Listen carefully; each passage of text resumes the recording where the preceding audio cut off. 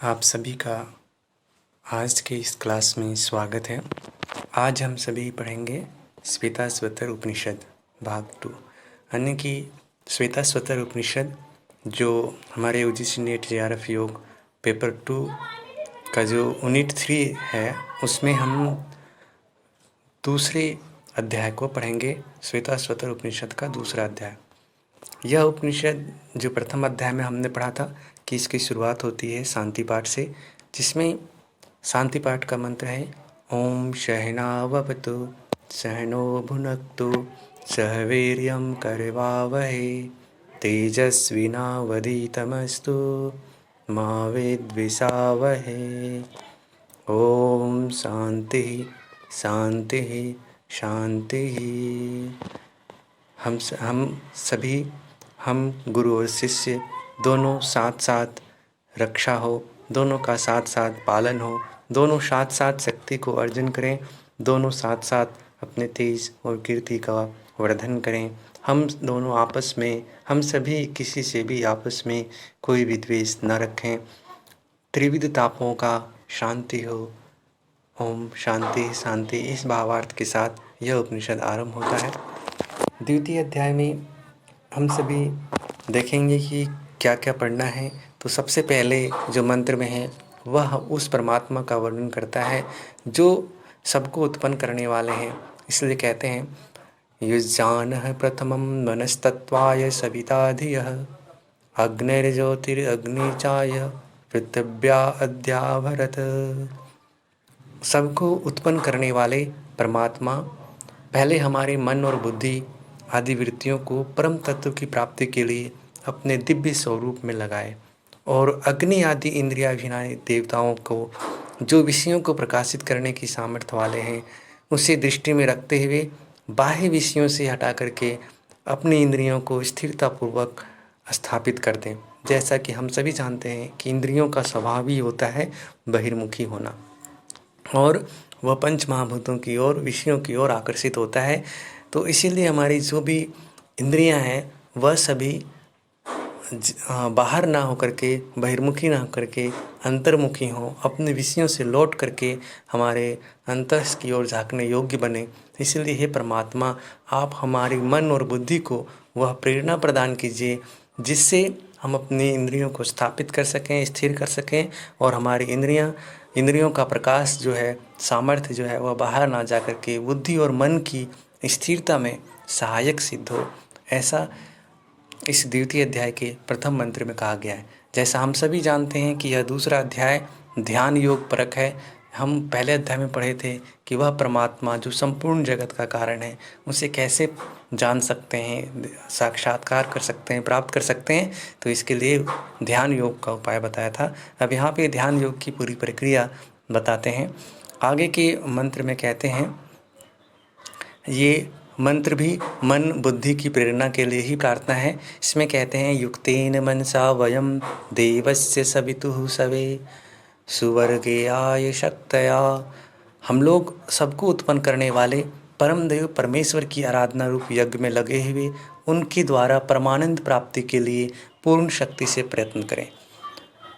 हम सभी जो ब्रह्मदेव के द्वारा उत्पन्न किए गए हैं, हम सब उनके आराधना रूप एक पुण्य कर्तव्य यज्ञ में लगे हैं, परमार्थ कार्य में लगे हुए हैं, और हम मन के द्वारा ही मन को नियंत्रित रखते हुए उस परमानंद की प्राप्ति में अपनी पूरी शक्ति से प्रयत्न करना चाहिए। हमारा मन निरंतर भगवान की आराधना में लगा रहे। हम भगवत प्राप्ति जनित परमानंद की अनुभूति के लिए पूर्ण शक्ति से प्रयत्नशील रहें, ऐसा हम ईश्वर से कामना करते हैं। जैसा हम सभी गुरु गीता में भी पढ़ते हैं, परमानंदम परम सुखदम केवलम ज्ञान मूर्तिम। तो ये जो परम सुख क्या है, तो वह परम सुख है परमानंद की प्राप्ति। हम सभी जानते हैं कि 100 वर्षों तक, हजारों वर्षों तक जीने वाला मनुष्य जो संपूर्ण वैभव, समृद्धि, सभी ऐश्वर्यों से युक्त हो, तो वो जितना सुख भोग सकता है, उसकी जो सीमा हो सकती है मनुष्य जन्म की, वो एक मानुषी आनंद होता है। और उसके करोड़ों गुना अधिक जो होता है वह परमानंद की अनुभूति होती है, जिसको हम ब्रह्मानंद कहते हैं। ब्रह्म का आनंद जो होता है वह समस्त आनंद से सर्वश्रेष्ठ होता है, क्योंकि हम उसमें सत्य को जान लेने की वजह से, सत्य में स्थित हो जाने से अपने वास्तविक स्वरूप में स्थित रहते हैं। तो इसलिए यहाँ भी हम साधना आरंभ करने से पूर्व ईश्वर से प्रार्थना करते हैं कि हे परमदेव, हम आपके आराधना रूप जो यज्ञ में लगे हैं उस हेतु हमारी मन को परमानंद की प्राप्ति के लिए प्रेरित करें और हमें उसमें सफल बनाएं। आगे पुनः कहते हैं, युक्त्वाय मनसा देवान् सुवर्यतो धिया दिवं बृहज्योतिः करिष्यतः सविता परश्वाति तान्। वे सबको उत्पन्न करने वाले परमेश्वर हमारी मन इंद्रियों के अधिष्ठाता देवताओं को, जो स्वर्ग आदि लोकों में आकाश में विचरण करने वाले तथा बड़ा भारी प्रकाश फैलाने वाले हैं, हमारे मन और बुद्धि से संयुक्त करके हमें प्रकाश प्रदान करने के लिए प्रेरणा करें, ताकि हम उन परमेश्वर का साक्षात्कार करने के लिए ध्यान करने में समर्थ हों। हमारे मन, बुद्धि और इंद्रियों में प्रकाश फैला रहे। निद्रा, आलस्य और अकर्मण्यता आदि दोष हमारे ध्यान में विघ्न न डाल सके, ऐसी यहाँ पे प्रार्थना है। क्योंकि ध्यान में जब हम प्रवृत्त होते हैं तो हमारे ध्यान में जो मुख्य बाधा होती है वो क्या होती है? निद्रा, आलस्य, अकर्मण्यता आदि, ये सभी हमें ध्यान के मार्ग में विक्षेप बन करके आते हैं और वो ध्यान से हटाने की कोशिश करते हैं। अगले चौथे मंत्र में पुनः प्रार्थना करते हैं कि हमारा जो मन और बुद्धि है, मैं तुम दोनों के स्वामी, हमारे जो मन और बुद्धि हैं इनके जो स्वामी हैं, समस्त जगत के आदि कारण परब्रह्म परमात्मा को बार बार नमस्कार करके विनय पूर्वक उनकी शरण में जाकर उनमें संलग्न होता हूँ, यानी कि उनकी साधना में प्रवृत्त होता हूँ। मेरे द्वारा जो उन परमेश्वर की महिमा का वर्णन किया गया है वह विद्वान पुरुष की कीर्ति के समान समस्त जगत में व्याप्त हो जाए। उस अविनाशी परमात्मा के वे सभी पुत्र जो दिव्य लोकों में निवास करते हैं, वे भी भली भांति इसे सुने। इस प्रकार से इन दो मंत्रों में, चौथे और ये पांचवें मंत्र में, वही प्रार्थना की गई है कि हे मन और बुद्धि, मैं तुम दोनों के स्वामी समस्त देवता और समस्त जगत के आदि कारण परब्रह्म परमात्मा को बार बार नमस्कार करके विनय पूर्वक उनकी शरण में जाकर उनमें संलग्न होता हूँ। मेरे द्वारा जो परमेश्वर की महिमा का वर्णन किया गया है वह विद्वान पुरुष की कीर्ति के समान समस्त जगत में व्याप्त हो जाए। उस अविनाशी परमात्मा के वे सभी पुत्र जो दिव्य लोकों में निवास करते हैं भली भांति सुने। आगे के जो मंत्र हैं उसमें परमात्मा को कैसे प्राप्त कर सकते हैं, उनके लिए कौन सी साधना है, ये महत्वपूर्ण श्लोक हैं, ये महत्वपूर्ण हैं आपके एग्ज़ाम की दृष्टि से भी, और आपको इसे ध्यानपूर्वक सुनना चाहिए। इसमें कहा गया है, जैसे अग्नि होती है, यज्ञिर यत्राभिमध्यते, जैसे अग्नि को हम मंथन के द्वारा प्राप्त करते हैं, वायु यत्र अधिरुध्यते, जैसे जिस स्थिति में अग्नि प्रकट करने के लिए अग्नियों द्वारा मंथन करने की भांति अग्नि स्थानीय परमात्मा को प्राप्त करने के लिए, जैसे अग्नि की भांति परमात्मा भी उसी प्रकार हमारे शरीर में स्थित होता है। जैसे अग्नि अग्नियों में, यानी कि लकड़ी के मध्य में स्थित रहता है, परंतु वो दिखाई नहीं देता जब तक कि हम उसे ईंधन बना करके अग्नि में समर्पित ना करें, या फिर दो अग्नियों को आपस में मंथन करके अग्नि उत्पन्न ना कर लें। ऐसे ही ये हमने पहले अध्याय में भी पढ़ा था, श्वेताश्वतर उपनिषद के ही 13वें और 14वें मंत्र में, कैसे काष्ठ में अग्नि की रूप भांति परमात्मा हमारे शरीर में विद्यमान रहता है।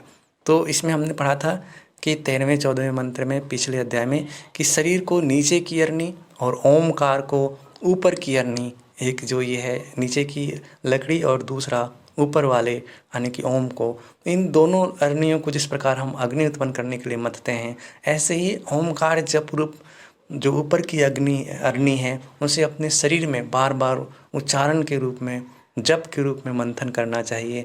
उसका जप उसके अर्थ रूप परमात्मा का निरंतर चिंतन करते हुए करना चाहिए।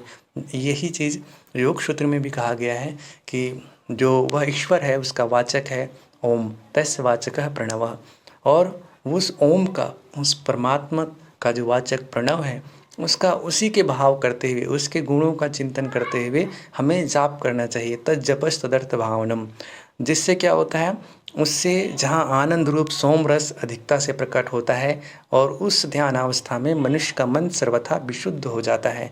मन क्लेशों से, कलुष जो मलिनता है उन सब से मुक्त हो जाता है। आगे फिर कहते हैं कि हे साधक, संपूर्ण जगत के उत्पादक सर्व अंतर्यामी परमेश्वर की प्रेरणा से अर्थात ऊपर बताए हुए सब प्रकार से परमात्मा की स्तुति करके, उनसे अनुमति प्राप्त करके तुम्हें उन सबको आदि परब्रह्म परमात्मा की ही सेवा करनी चाहिए, क्योंकि उन परमेश्वर में ही आश्रय प्राप्त करना चाहिए, उनकी शरण ग्रहण करके उन्हीं में अपने आप को विलीन कर देना चाहिए। ऐसा करने से पहले हमारे पहले किए हुए सारे संचित कर्म विघ्न कारक नहीं होंगे, अर्थात वो सभी जो हमारे संचित कर्म हैं, जो संस्कार रूप में हमारे सामने प्रकट होकर के हम हमारे साधना में विघ्न डालते हैं, वो सभी नष्ट हो जाएंगे और हम कर्मफल बंधनों से जो कर्मफल बंधन रूप इस चक्र में जो हमेशा फंसे हुए हैं जन्म जन्मांतर के इन चक्रों में, उससे हम क्या हैं, मुक्त हो जाएंगे। ये इस श्लोक का यही भावार्थ है। आगे ये कहते हैं कि साधना में हम कैसे बैठें, हमारी बैठने की अवस्था कैसा हो, ये भी एक बहुत ही महत्वपूर्ण है एग्ज़ाम की दृष्टि से भी। तो इसके लिए कहा गया है त्रिउन्नतम स्थाप्य शमम शरीरम। ये हमारा जो शरीर है उसको तीनों शरीर का जो 3 भाग है उसको एक सिद्ध में रखना चाहिए। कौन कौन? तो सबसे पहले हमारा जो यहाँ पे कहा गया है, शरीर में जो सबसे पहला भाग है वो सिर है। सिर को, गला को और छाती को तीनों एक सिद्ध में स्थिर रखना चाहिए। इसमें यही कहते हैं जो ध्यान योग का साधना करे उस बुद्धिमान साधक को चाहिए कि सिर, गले और छाती इन तीनों को ऊंचा उठाए, इधर उधर ना झुकने दें, अर्थात एक सिद्ध में रखें तथा शरीर को सीधा और स्थिर रखें, क्योंकि शरीर को सीधा और स्थिर रखे बिना, सिर, गला और वक्ष स्थल ऊंचा किए बिना आलस, निद्रा और विक्षेप रूप विघ्न आ जाते हैं। अतः इन विघ्नों से बचने के लिए उपयुक्त प्रकार से बैठना चाहिए और इस अवस्था में बैठने के बाद समस्त इंद्रियों को बाहर की विषयों से हटा करके उनका मन के द्वारा हृदय में निरोध कर लेना चाहिए। यानी कि जो हमारे इंद्रियों जो स्वाभाविक रूप से बाहर की ओर बहिर्मुखी होती है, जैसे नेत्र इंद्रिय हैं, कर्णेंद्रिय हैं, त्वचा, ये सभी इंद्रियों को मन के द्वारा उसको अंतर्मुखी अंदर के अनुभूतियों की ओर प्रेरित करना चाहिए। तत्पश्चात ओंकार रूप नौका का आश्रय लेकर ओंकार का जप और उसके वाच्य परब्रह्म परमात्मा का ध्यान करके समस्त भयानक प्रवाहों को पार कर लेना चाहिए। जो हमारा ये भौतिक शरीर में चलने वाली जो एक, जैसे हमने पिछले अध्याय में पढ़ा था कि ये पूरा संसार चक्र एक नदी के रूप में ऋषियों ने देखा, जिसमें हमारे सभी प्राण प्रवाह उस सरिताओं में लहरों की भांति है, हमारे अन्न मन की वृत्तियाँ आदि सब उसी में प्रवाहित हो रहे हैं। तो उसमें उस भंवर से उससे पार जाने के लिए जो नौका की भांति है वह कौन है? वह प्रणव रूप है, जो उस नौका का आश्रय लेकर के हम भयानक प्रवाहों को भी पार कर लेना चाहिए। यही चीज़ जैसे गीता के 6ठे अध्याय में 12वें, 13वें और 14वें श्लोक को आप देख सकते हैं। इसका भावार्थ यह है कि हम नाना प्रकार की योनियों में जो ले जाने वाली जितनी भी वासनाएं हैं, हमारे जो कर्म संस्कार हैं, संचित जो भी पूर्व के हमारे कर्मों के समुच्चय हैं, वे सब जन्म मरण रूप मृत्यु भय देने वाले स्रोत हैं, प्रवाह हैं, जिसमें हम बुरी तरीके से उलझे हुए फंसे हुए रहते हैं। इन सब को त्याग करके सदा के लिए अमर पद को प्राप्त कर लेना चाहिए। ये इस मंत्र का भावार्थ है। आगे कहते हैं कि बुद्धिमान साधक को चाहिए कि वह इस योग साधना के लिए आहार विहार आदि समस्त चेष्टाओं को यथा योग्य करता रहे। जैसे गीता में भी कहा गया है 6ठे अध्याय के 17वें श्लोक में, युक्ताहार विहारश्च युक्त चेष्टश्च कर्मसु युक्त स्वप्नावबोधस्य योगो भवति दुःखा। अर्थात योग साधना में सिद्धि के लिए हमें आहार विहार आदि जो भी उपाय हैं उनको समस्त प्रकार से उपयुक्त रूप से करते रहना चाहिए। जो साधना में साधक हों उस तरीके से हमें उसे व्यवहार में लाना चाहिए। योग शास्त्र की विधि के अनुसार प्राणायाम करते करते जब प्राण अत्यंत सूक्ष्म हो जाए तब नासिका द्वारा उसे बाहर निकाल दें। आगे अब यहाँ पे प्राणायाम कैसे करना है इसके बारे में कहते हैं कि जब हम प्राणायाम करते हैं तो धीरे धीरे हमारा प्राण सूक्ष्म और गहरा होता जाता है। तो उस वैसी स्थिति में तब नासिका द्वारा उसे बाहर निकाल दें। इसके बाद जैसे दुष्ट घोड़ों से जुता हुआ रथ जो होता है जिसमें घोड़ा भागता हुआ रथ को भगा करके ले जाता है, उसको नियंत्रित करने के लिए उस पर लगाम लगाते हैं। तो वैसा एक उपयुक्त सारथी की भांति हमें बड़ी सावधानी से चलकर अपने प्राण रूपी घोड़ों पर हमें लगाम लगाते हुए अपने गंतव्य स्थान पर ले जाना चाहिए, जैसा कि एक कुशल सारथी दुष्ट घोड़ों को लगाम से नियंत्रित रखते हुए अपने लक्ष्य पर ले जाता है। इसी प्रकार हम जैसे साधकों को चाहिए कि बड़ी सावधानी के साथ मन को वश में रखें, जिससे योग साधना में किसी प्रकार का विघ्न न आए और वह परमात्मा प्राप्ति रूप लक्ष्य की ओर तेजी से अग्रसर होता हुआ पहुंच सके। तो आगे फिर कहते हैं कि अब हम बैठने की अवस्था, प्राणायाम आदि और आहार विहार इन सब चीज़ों को समझ चुके हैं। तो अब कहते हैं कि साधक को अभ्यास कैसे स्थान में करना चाहिए, उपयुक्त स्थान कौन सा हो। तो इसके लिए कहते हैं समय शुचो शर्करा वह निवालिका विवर्जिते। जैसा कि आपने घृण संहिता में भी पढ़े होंगे कि जो उपयुक्त साधना स्थली है वो कौन सा है। तो इसके लिए कहते हैं कि ध्यान योग के लिए जो उपयुक्त स्थान है वो कौन सा है, इसका यहाँ पे वर्णन हो रहा है कि ध्यान योग का जो साधना करने वाले साधक हैं उसको ऐसे स्थान में अपना आसन लगाना चाहिए जहाँ की भूमि समतल हो। पहला तत्व जो आवश्यक तत्व है वह है कि भूमि समतल हो, ऊंची नीची टेढ़ी मेढ़ी ना हो, जो सब प्रकार से शुद्ध हो। दूसरा आवश्यक गुण होना चाहिए जहाँ पर कूड़ा करकट मैला आदि ना हो, क्योंकि उससे हमारे न केवल शारीरिक स्वास्थ्य पे प्रभाव पड़ेगा बल्कि तमोगुण को भी बढ़ाएगा और साधना में विघ्न लाएगा, मन स्थिर नहीं हो पाएगा। यदि गंदगी कुछ है भी तो उसे झाड़ बुहार कर साफ किया हुआ हो और स्वभाव से पवित्र हो, जैसे कि कोई देवालय, तीर्थ स्थान आदि, और वहाँ पे कंकड़ बालू आदि ना हो, अग्नि या धूप की गर्मी भी ना हो, जहाँ कोई मन में विक्षेप उत्पन्न करने वाला शब्द ना हो, क्योंकि यदि मन में विक्षेप उत्पन्न करने वाले शब्द होंगे, कोलाहल आदि यदि होंगे तो उससे भी हम साधना में विघ्न होगा। इसलिए कोलाहल का सर्वथा अभाव हो, अथा आवश्यक जल प्राप्त हो। जो जल है वो जितना आवश्यक हो उतनी उसकी मात्रा वहाँ उपलब्ध हो। और यदि किंतु ऐसा भी जलाशय ना हो जहाँ बहुत सारे लोग आते जाते हों, क्योंकि बहुत सारे लोगों के आने जाने से साधना में विघ्न होगा। एवं जहाँ शरीर रक्षा के लिए उपयुक्त आश्रय हो, मतलब कोई रहने का आवास जैसा हो, परंतु ऐसा भी ना हो कि धर्मशाला आदि की भांति बहुत सारे लोग ठहरते हों। तात्पर्य यह है कि इन सब विचारों के अनुसार जो सर्वथा अनुकूल स्थान हो, जहाँ पर ऐसे दृश्य भी ना हो जो नेत्रों को पीड़ा पहुँचाने वाला भयानक हो, ऐसा ना हो। ऐसे गुफा आदि एकांत स्थान को पहले से बताए हुए ये सभी जो गुण जिसमें परिपूर्ण होता हो, ऐसे स्थान का चयन करके आसन लगा करके अपने मन को परमात्मा में लगाने का अभ्यास करना चाहिए। यही उपयुक्त स्थान का एक चयन का प्रक्रिया है, जिसे गीता के 6ठे अध्याय में भी आप देख सकते हैं। आगे कहते हैं कि जब हमने उस ध्यान योग साधना को उपयुक्त स्थान में उपयुक्त आहार विहार के साथ उपयुक्त आसन में जब हम आरंभ कर लेते हैं तो कैसे हमें पता चलेगा कि हमारा जो अभ्यास है वो सही तरीके से हो रहा है या नहीं। तो इसीलिए आगे की इस कर्म में योग सिद्धि के प्रारंभिक लक्षण बताते हैं। तो इस 13वें मंत्र में कहा गया है, लघुत्वम आरोग्यम लोलुप्तम वर्ण प्रसाद स्वर सौष्ठवम च गंध शुभो मूत्र पूरीशमल्पम योग प्रवृत्तिम प्रथमा वदंती। पहले ही लक्षण में कहा गया लघुत्व। लघुत्व मतलब हल्कापन। जो साधक हैं, ध्यान योगी साधक, उसमें सबसे पहला जो शक्ति उत्पन्न होता है वो क्या होता है, सब उसका शरीर हल्का हो जाता है। तो ये साधना के ध्यान योग साधना के अभ्यास के कुछ लक्षण है, प्रारंभिक लक्षण है जो साधक में देखे जा सकते हैं। उसका शरीर हल्का हो जाता है, यानी कि शरीर में भारीपन या आलस्य का भाव नहीं रहता है, वह सदा निरोग रहता है। दूसरा लक्षण था आरोग्यम।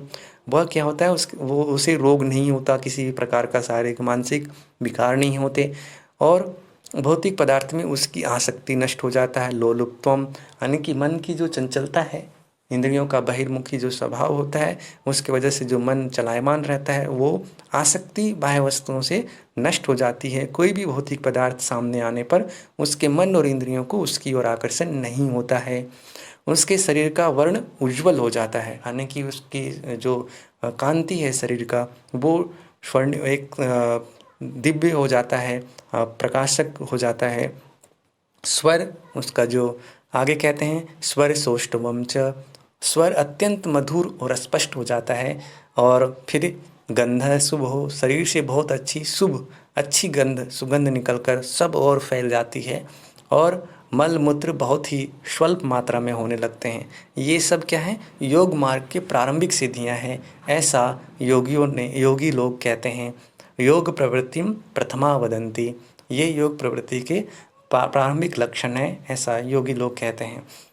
यानी कि प्रारंभिक रूप में आपके योग मार्ग में साधना अच्छी चल रही है या नहीं, वो इन लक्षणों से हमें पता चलता है। आगे साधना का तो परम लक्ष्य तो ब्रह्म की प्राप्ति है, ये प्रारंभिक लक्ष्य के अंतर्गत आप देख सकते हैं। आगे ऋषि कहते हैं कि जिस प्रकार कोई तेजोमय रत्न, यानी कि जैसे कोई स्वर्ण आदि जो रत्न आदि जो भी कुछ रत्न है जो बहुत प्रकाशक ही क्यों ना हो, मिट्टी में लिप्त रहने के कारण छिपा रहता है, अपने असली स्वरूप में प्रकट नहीं होता, परंतु वही जब मिट्टी आदि को हटाकर उसको धो पोंछ कर साफ कर लिया जाता है तब वह असली रूप में चमकने लगता है। ठीक उसी प्रकार जीवात्मा का वास्तविक स्वरूप अत्यंत स्वच्छ होने पर भी अनंत जन्मों में किए हुए कर्मों के संस्कारों के मलिन हो जाने के कारण, जीवात्मा तो वास्तव में प्रकाशक है, तेजपूर्ण है, लेकिन चूँकि उसने पिछले कई जन्मों में कुछ ऐसे कर्मों के संस्कार उसके ऊपर मलिन आवरण के रूप में चढ़ जाते हैं जिसके कारण प्रत्यक्ष प्रकट नहीं होता, वह जीवात्मा अपने उस दिव्य प्रकाशक रूप में दृष्टिगोचर नहीं होता।